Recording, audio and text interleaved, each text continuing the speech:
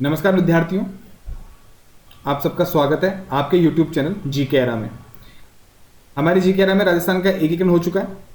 अब हम संत और संप्रदाय की तरफ चले हुए हैं। संत और संप्रदाय में हमारी कल एक क्लास हो गई थी संत जाम्बोजी के लेकर।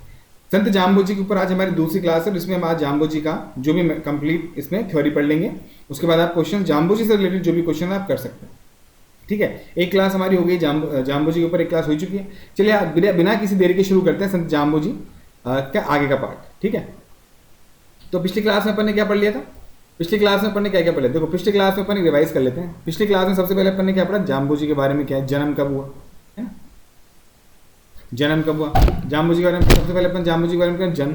ठीक है, फिर जन्म की तारीख है ना, जन्म कब हुआ, कहाँ हुआ, कहाँ हुआ? पीपासर नागौर में हुआ, कृष्ण जन्माष्टमी को हुआ। माता हंसा देवी, पिता लोहट, गुरु गोरखनाथ इनके गुरु थे। ठीक है, उसके बाद ये गहला गूंगा पर्यावरण वैज्ञानिक कहलाते थे। ठीक है, उसके बाद इन्होंने जम्ब सागर, जम्ब संहिता, विष्णु धर्म प्रकाश और 120 शब्दवाणी इन्होंने बोली कि 1485 में इन्होंने विष्णु संप्रदाय की स्थापना की है ना। पहल क्रिया के माध्यम से इन्होंने पुलहोजी पवार को विष्णु बनाया और इसके साथ ही 29 नियम देकर विष्णु समाज की स्थापना की। तो ये सब बातें हम कर चुके थे, पिछले क्लास में हम कर चुके थे। जिन्होंने क्लास नहीं देखी प्लीज़ आप मेरी क्लास देखिए, आपको बहुत कुछ समझ में आएगा और बहुत कुछ चीज़ें आपको यहाँ नई भी मिलेंगी। ठीक है, आज उसके क्रम में आगे हम बात करेंगे। जम्बोजी के जन्म स्थान के बारे में बता चुके थे पिछले क्लास में, हमने विष्णु संप्रदाय की स्थापना भी कर दी थी है ना। उसके आगे हम चलेंगे। उसके आगे ये है कि जम्बोजी के समकालीन राजाओं की बात करेंगे। ये समकालीन राजा, समकालीन शासक मतलब राजा, और समकालीन का मतलब समकालीन, समान काल मतलब उसी समय में। जैसे मान लीजिए आज 2024 है, तो 2024 में आपके समकालीन कौन है? आपका दोस्त आपके समकालीन है। मतलब जिस वक्त जम्बोजी हुए उस वक्त कौन कौन से राजा जी, कौन कौन से शासक अलग अलग राज्यों में शासन कर रहे थे, उनके बारे में चर्चा करेंगे कौन कौन थे। तो अगर हम दिल्ली की बात करें, कहाँ की बात करें? दिल्ली की। अगर हम बात करें दिल्ली की, तो जम्बोजी के समय में उनके समकालीन दिल्ली का शासक कौन था? सिकंदर लोदी। कौन था? सिकंदर लोदी।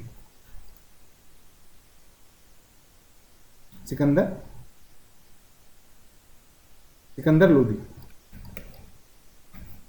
दिल्ली का शासक कौन था? सिकंदर लोदी। अब हम बात करें मान लो जोधपुर की। ये मेरे मन से नहीं बोल रहा हूं मैं, जोधपुर। ये एक इसका पहले लिख लो फिर बताऊंगा इसकी जानकारी में कहां से मिलती है। जोधपुर की बात करते हैं। ठीक है, जोधपुर में था सातल देव। कौन था? राव सातल देव। जोधपुर में सातल देव था। फिर हम बात करें नागौर की। यहां कौन था? मोहम्मद खान। यहां मोहम्मद खान था। ठीक है, ठीक है। फिर बात करें अपन मेड़ता।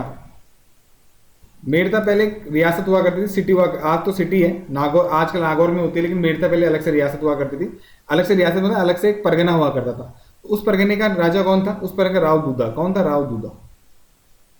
राव दूधा। ठीक है, जैसलमेर। जैसलमेर राव जैत सिंह। और मेवाड़, इस वक्त मेवाड़ पे किसका शासन था? राणा सांगा का। तो इनके समकालीन कौन कौन हुए? दिल्ली में कौन था? सिकंदर लोदी इनके समकालीन था। जोधपुर में कौन था? सातल देव इनके समकालीन था। नागौर में कौन था? मोहम्मद खान इनके समकालीन था। मेड़ता जो कि परगने के रूप में जाना जाता था उस समय, आजकल सिटी नागौर में पड़ता है। तो मेड़ता में कौन था? राव दूधा था। जैसलमेर में कौन था? राव जैतसी था। और मेवाड़ में कौन था? राणा सांगा था। ये क्या थे? इनके समकालीन थे। तो परीक्षा में आपसे प्रश्न पूछा जा सकता है कि निम्न में से संत जाम्बोजी के समकालीन शासक कौन सा था? 4 ऑप्शन दे देगा, 4 में से 3 अलग होंगे, एक इनमें से आ जाएगा। कि साहब यही थे क्या? यही होंगे, और भी बहुत सारे होंगे, लेकिन जानकारी इन्हीं की है। जानकारी इन्हीं की हमें मिलती है। जानकारी हमें इन्हीं की मिलती है। और उस जानकारी के जो मिलती है उसमें ये है कि सिकंदर लोदी, जो दिल्ली का सिकंदर लोदी है, कौन अपना ये है ना सिकंदर लोदी, लोदी वंश, ये जो सिकंदर लोदी है,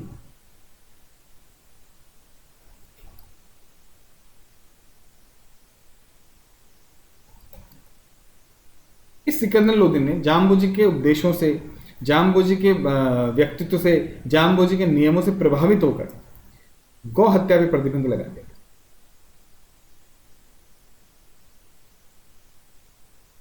गौ हत्या पर प्रतिबंध लगाया था इन्होंने, है ना। गौ हत्या पर प्रतिबंध लगा दिया। क्यों लगा दिया था? क्योंकि जाम्बोजी से बड़े ही प्रभावित हो गए थे। इसी तरह जसनाथ जी से भी हुए थे, और 500 बीघा जमीन दे दी थी उन्होंने बीकानेर में। वो हम आगे जब पढ़ेंगे उसके बारे में बात करेंगे। तो ये हो गया। अब साहब आप कह रहे हो हवा में कह रहे हो क्या ये सब बात? ये सब बातें हवा में कह रहे हो क्या? ये जानकारी मिली, वो जानकारी मिली? नहीं देखो, हवा में नहीं कह रहा। इन सब के एक सोर्स है, इन सब के पीछे क्या सोर्स है? वो सोर्स क्या है? इन सब की जानकारी। ये जानकारी कहां से मिली? ये जानकारी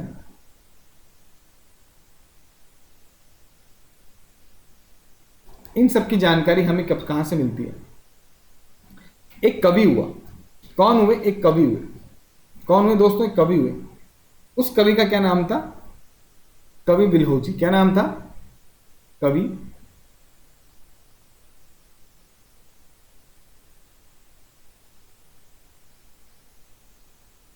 कवि बिल्होजी।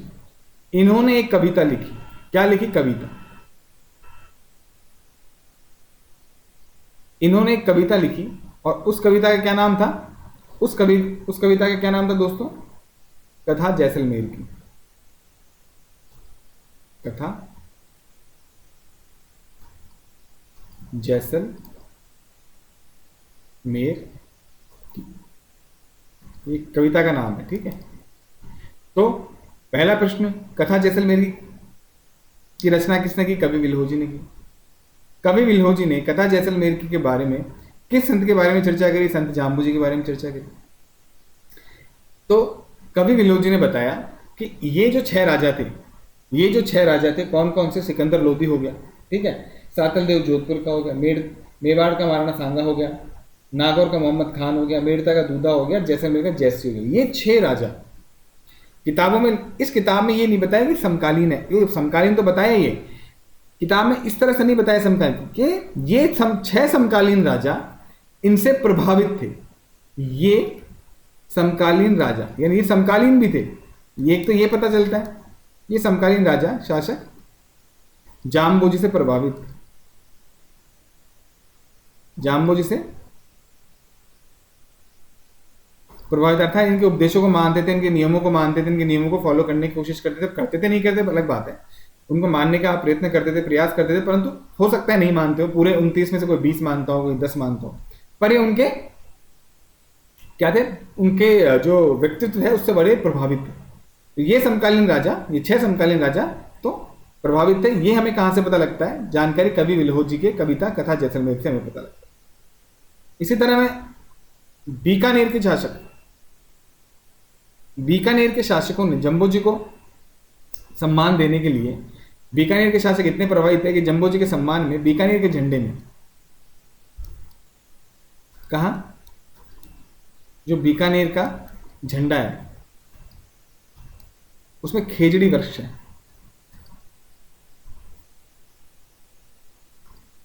आप जब बीकानेर का झंडा देखोगे तो उसमें क्या देखो? खेजड़ी का वृक्ष लगेगा। ये खेजड़ी का वृक्ष क्या है? इस झंडे में राजकीय चिन्ह। ये सम्मान की बात है। जम्बोजी के लिए भी खेजी वृक्ष राजकीय चिन्ह है। ये खेजड़ी का वृक्ष राजकीय चिन्ह है, और इस खेजड़ी के वृक्ष का जो राजकीय चिन्ह, उस चिन्ह को क्या बोलते हैं दोस्तों? उस चिन्ह को बोलते हैं, उस चिन्ह को क्या बोलते हैं? माटो। क्या बोलते हैं? माटो। माटो कहा जाता है।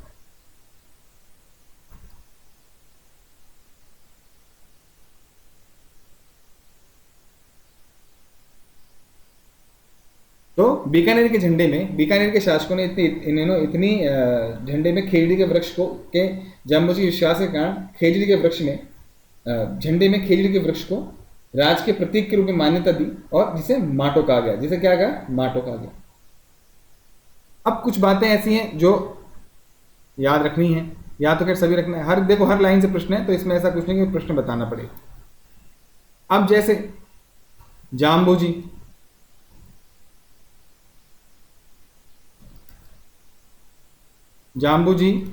के जो उपदेश स्थल है, जहां ये बैठ के उपदेश देते थे, यानी उपदेश स्थल,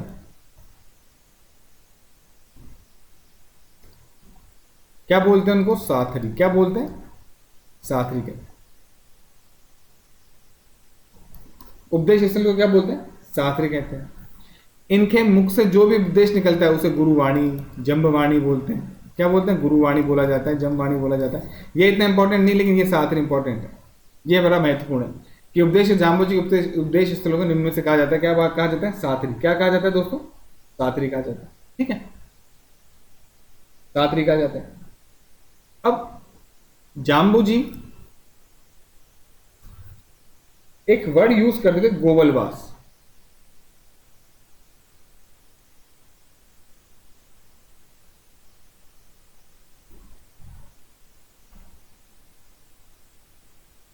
गोवलवास, इसका मतलब होता है अस्थायी निवास।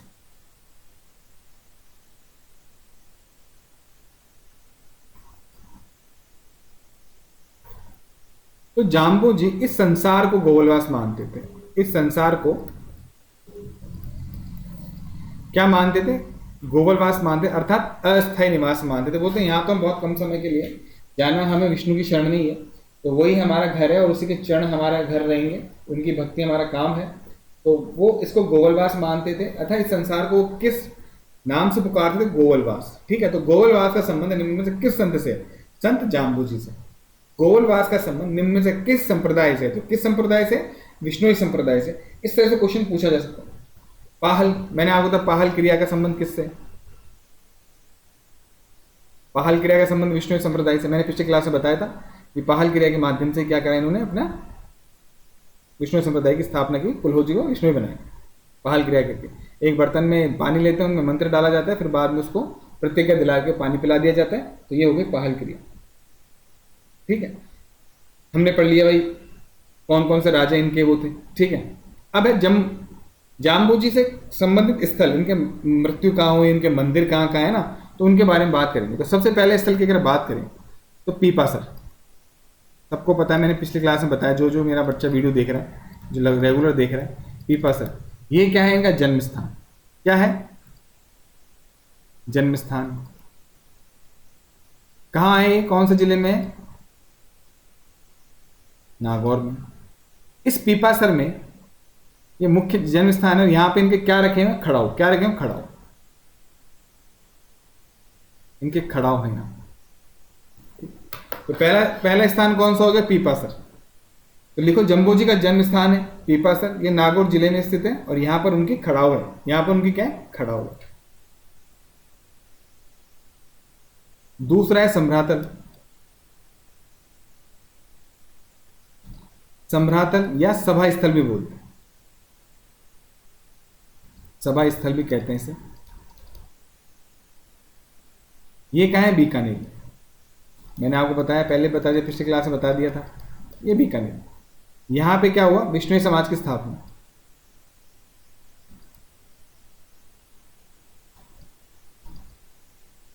विष्णु समाज की स्थापना। ठीक है, दो पीपासर हो गया, सांबरतल हो गया। ठीक है, यहां पे विष्णु समाज की स्थापना हुई। तीसरा स्थान है मुकाम, बहुत ही महत्वपूर्ण है मुकाम।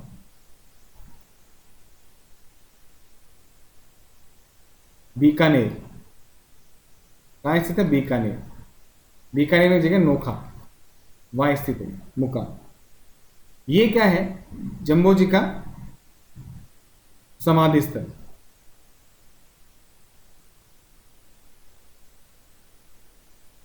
ये जम्बो जी का क्या है? समाधि स्थल है। विष्णु संप्रदाय की प्रमुख पीठ कहाँ है? विष्णु संप्रदाय की प्रमुख पीठ मुकाम में, बीकानेर नोखा में। तो इसमें लिखो आप विष्णु संप्रदाय की प्रमुख पीठ।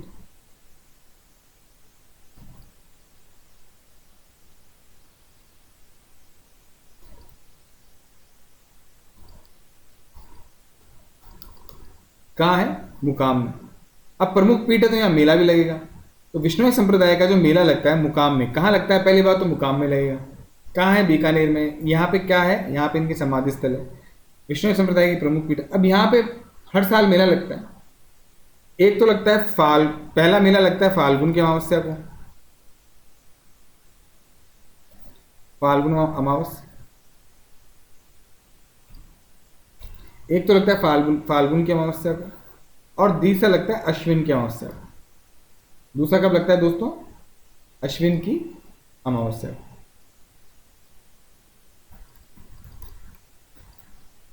मेला कहाँ लगता है? मुकाम में लगता है ना। अर्थात साल में जामबुझ का मेला साल में 2 बार लगता है। कितनी बार लगता है? 2 बार लगता है। ठीक है। एक कब लगेगा? फाल्गुन की अमावस्या को लगेगा, और एक कब लगेगा? अश्विन की अमावस्या को। कहाँ लगेगा? कहाँ लगेगा? मुकाम में लगेगा। कहाँ लगेगा दोस्तों? मुकाम में लगेगा। मुकाम में कहाँ स्थित है? बीकानेर में। यहाँ पे इनका समाधि स्थल है, और मुकाम विष्णुई संप्रदाय की प्रमुख पीठ है, प्रमुख मंदिर है, प्रमुख स्थान। ठीक है। और यहाँ पे फाल्गुन अमावस्या और अश्विन अमावस्या को मेला लगता है, साल में 2 बार इनका मेला लगता है। अगला बहुत महत्वपूर्ण स्थान है, अगला भी, ये तो समाधि स्थल है ना, यहाँ पे समाधि स्थल है। बीकानेर में, बीकानेर में एक जगह है, अगला स्थल कौन सा है? लालसर। लालसर कहाँ स्थित है? बीकानेर में। लालसर कहाँ है? बीकानेर में। यहाँ क्या हुई? जाम्बू जी की मृत्यु। यहाँ कहाँ है दोस्तों? जाम्बू जी की मृत्यु।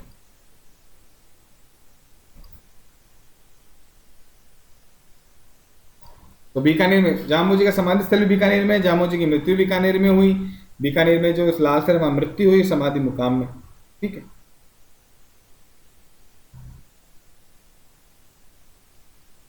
अब एक स्थान है जाम्बा। क्या स्थान है? जाम्बा। जाम्बा ये कहाँ स्थित है? पहले तो जब नए जिले नहीं बने थे ना, तब ये जोधपुर की फलौदी तहसील में हुआ करता था। लेकिन अब ये फलौदी जिले में ही है। कहाँ है? फलौदी जिले में। अगर जिला पूछा जाता था पहले तो जोधपुर आता था, तहसील पूछी जाती थी तो फलौदी आता था। लेकिन अभी कहाँ स्थित है? फलौदी में ही। फलौदी में ही है ना, फलौदी में। यहां पे क्या हुआ? राव जैसी जो जैसलमेर का था ना, राव जैसी ने यहाँ इस जंबा नाम के फलौदी में जंबा नाम लिया, राव जैसी ने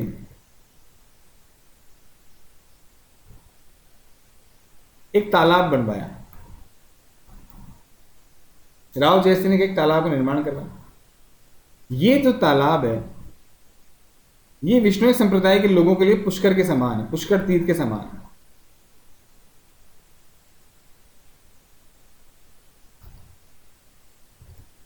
पुष्कर तीर्थ के समान है ना। यहां पे साल में चैत्र अमावस्या को और भाद्र की पूर्णिमा को मेला लगता है। यहां पे साल में चैत्र अमावस्या, चैत्र मास की अमावस्या को, ठीक है, और दूसरा भाद्रपद की पूर्णिमा। क्या लगता है? मेला लगता है। तो इस तालाब का नाम है जाम्बा, जो फलौदी में स्थित है। तालाब का नाम जाम्बा है। इस तालाब का नाम क्या है? जाम्बा है। इसका निर्माण किसने करवाया? राव जैसी ने करवाया। किसने करवाया? राव जैसी ने कराया। राव जैसी जैसलमेर का राजा था। राव जैसी ने इसका निर्माण करवाया। ये जो जाम्बा तालाब है, जो फलौदी में स्थित है, ये विष्णु संप्रदाय के लिए पुष्कर तीर्थ के समान है। विष्णु संप्रदाय के लिए पुष्कर तीर्थ के समान है। यहाँ पे प्रतिवर्ष हर साल 2 बार मेला लगता है। एक तो चैत्र अमावस्या को लगेगा, और एक कब लगेगा? भाद्रपद की पूर्णिमा को ये मेला लगेगा। तो ये स्थान कहाँ हुआ? जाम्बा, फलौदी में स्थित। ठीक है। इसके अलावा इनके देखो मंदिर भी, और भी एक जगह मंदिर है, जांगलू। इसके अलावा जो अन्य मंदिर है, जांगलू में है।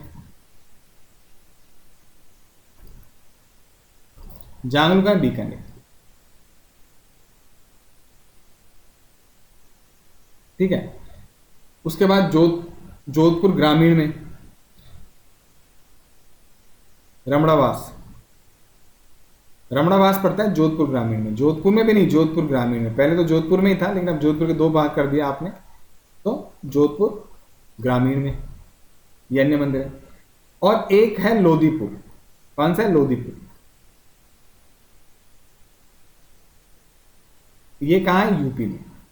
तो ऐसा नहीं कि जाम्बू जी केवल राजस्थान तक सीमित है, जाम्बू जी यूपी, गुजरात, मध्य प्रदेश, सब जगह थे।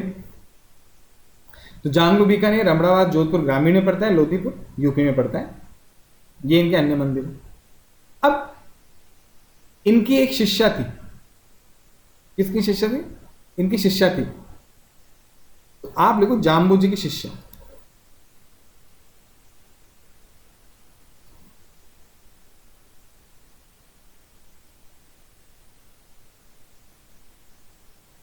जाम्बू जी की शिष्या कौन थी? जाम्बू जी की शिष्या कौन थी दोस्तों? जाम्बू जी की शिष्या थी नारंगी बाई। नारंगी, ये कौन थी? जाम्बू जी की शिष्या थी। ठीक है। अब जाम्बू जी ने इस शिष्या का क्या करा? भात भरा। क्या भरा? जाम्बू जी ने भात भरा शिष्या का। जाम्बू जी ने नारंगी बाई का क्या करा? भात भरा।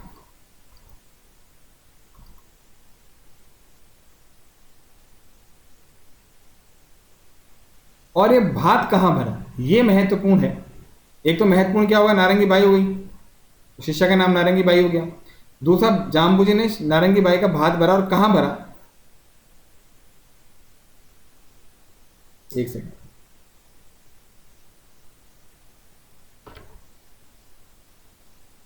नारंगी बाई का भात भरा और कहां भरा? नागौर, जिला नागौर, स्थान है रोटू। रोटू कंजर्वेशन क्षेत्र भी है, आप जब ज्योग्राफी पढ़ेंगे रोटू। तो रोटू भी एक मुख्य स्थान हो जाता है ना। यहां से दो चीजें पता लगी, एक तो रोटू मुख्य स्थान है, दूसरा जाम्बू जी की शिष्या का नाम क्या है? नारंगी बाई। क्या नाम है? नारंगी बाई। ये बहुत महत्वपूर्ण है, एग्जाम में कभी नहीं पूछा गया एग्जाम में, लेकिन पूछ सकता है। ठीक है। इन्होंने इसका भात भरा था, कहां भरा था? नागौर जिले में भरा था, रोटू नामक स्थान पर। तो रोटू नामक स्थान भी मुख्य स्थानों में से एक आ जाता है। इसका जाम्बू जी के, संत जाम्बू जी का विष्णु संप्रदाय। ठीक है। अब जो विष्णु संप्रदाय है ना, इसमें क्या होता है? देखो, जैसे हिंदुओं में क्या होता है? नामकरण करना, विवाह करना, है ना, या गुरु दीक्षा देना, है ना, पाहल क्रिया करना, मतलब जैसे ये करना है ना, ये सब क्या होता है? बेसिकली एक ही पंडित लोग करते हैं, है ना, पंडित अलग अलग नहीं होते। लेकिन विष्णु संप्रदाय में क्या था? नामकरण, मान लो किसी बच्चे का नाम करना है, किसी का विवाह करना है, या किसी के मृत्यु पे कुछ जो काम करते हैं ना, उनका वर्ग अलग होता था, है ना। और गुरुओं से दीक्षा लेना है, गुरु से दीक्षा लेना, गुरु से शिक्षा लेना, और पाहल आदि क्रियाएं करना, इनके लिए अलग साधु होते थे। तो जो विष्णु संप्रदाय में, इसमें आप ऐसे लिख सकते हो कि विष्णु संप्रदाय में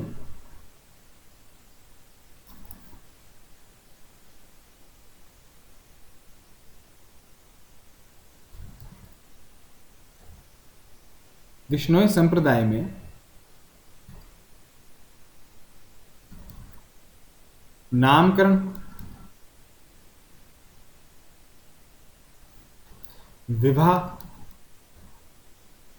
है ना, नामकरण हो गया, विवाह हो गया, और क्या कर सकते हैं? मृत्यु, अंत्योष्टि पे या मृत्यु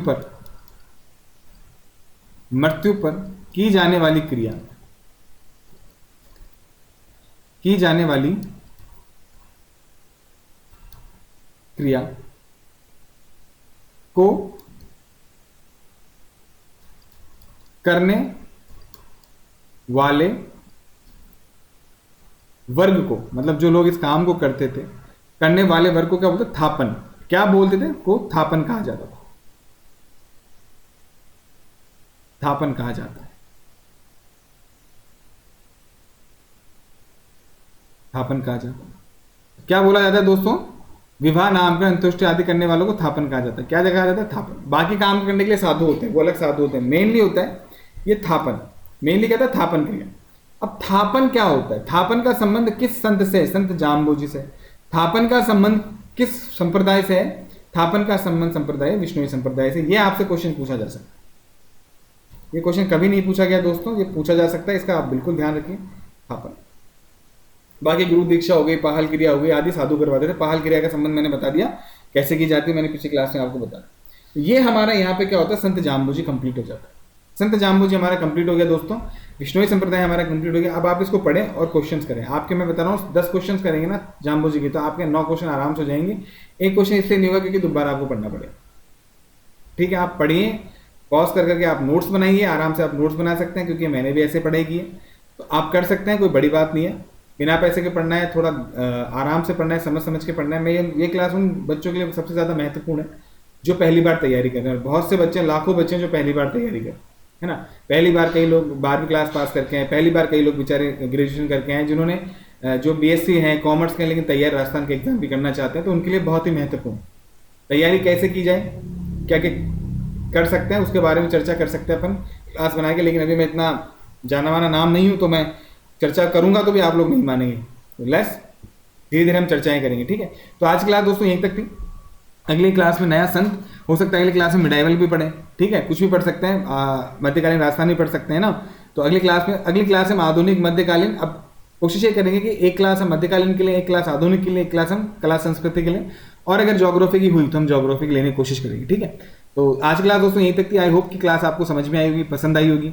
अगर पसंद आई तो प्लीज़ हमें कमेंट कीजिए, लाइक कीजिए, हमारे चैनल को सब्सक्राइब कीजिए। मैं तो चाहता हूँ करें, लेकिन अगर समझ में आए तो ही, ज़बरदस्ती नहीं है। ठीक है, तो ठीक है दोस्तों, धन्यवाद, शुभ रात्रि।